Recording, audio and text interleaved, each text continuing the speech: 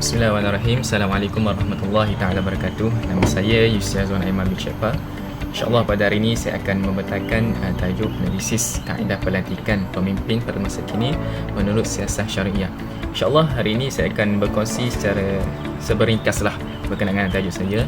Okey, kita pergi kepada pengenalan. Skup siasah syariah sangat luas yang merangkumi pelbagai elemen seperti politik, pentadbiran, kewangan, ekonomi dan sosial.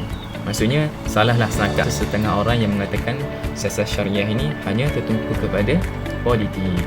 Okey? Sebenarnya kita melihat kepada konsep pemimpin. Konsep pemimpin menurut istilah, pemimpin bermaksud orang-orang yang dipertanggungjawabkan dengan urusan umat Islam secara umum, seperti khalifah, ketua tentera, qadi dan lain-lain lagi. Orang yang bertanggungjawab dengan pengurusan negara Islam. Okey, seterusnya kita melihat kepada kriteria yang perlu ada pada seorang pemimpin.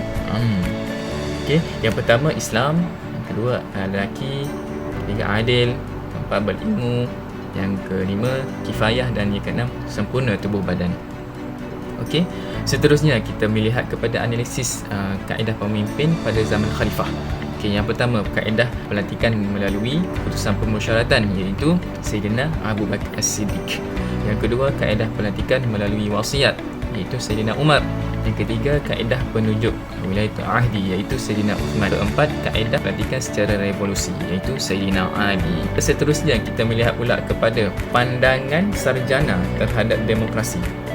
Ada tiga golongan. Yang pertama golongan yang menerima, golongan yang menolak dan golongan yang tidak menerima dan tidak menolak. Okey, kita tengok kepada golongan yang menerima iaitu Sayyid Ayatul Bujan Ridi yang mengatakan Islam tidak bertentangan dengan demokrasi.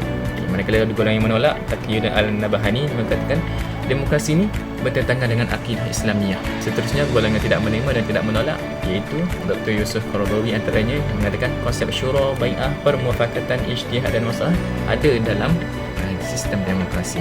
Seterusnya kita melihat kepada analisis pemilihan pemimpin di Malaysia. Okay, kita lihat dalam konteks Malaysia kita mengamalkan sistem demokrasi dan raja berperlembagaan. Jadi demokrasi ini membolehkan rakyat untuk memilih pemimpin pilihan mereka. Okay, rakyat yang melihat pemimpin mana yang berkemampuan, maka rakyat boleh pilih. Itu adalah sistem demokrasi di Malaysia. Secara umumnya tiada dalil yang khusus yang menetapkan kaedah tertentu yang perlu kita ikut dalam urusan melantik para pemimpin. Dan yang kedua, semestinya kita melantik pemimpin adalah sandarkan kepada maslahah. Itu adalah sedikit sebanyak berkenaan dengan pelantikan pemimpin melalui siasat syariah dalam kaedah demokrasi. Okey, secara kesimpulannya, siasat syariah dalam konteks Malaysia masih lagi tidak sempurna. Oleh itu, kita perlu meningkatkan lagi ataupun menambah baik lagi sistem yang ada supaya mencapai kepada kehendak siasat syariah. Jadi setakat itu sahaja daripada saya. Wallahu a'lam. Assalamualaikum warahmatullahi taala wabarakatuh.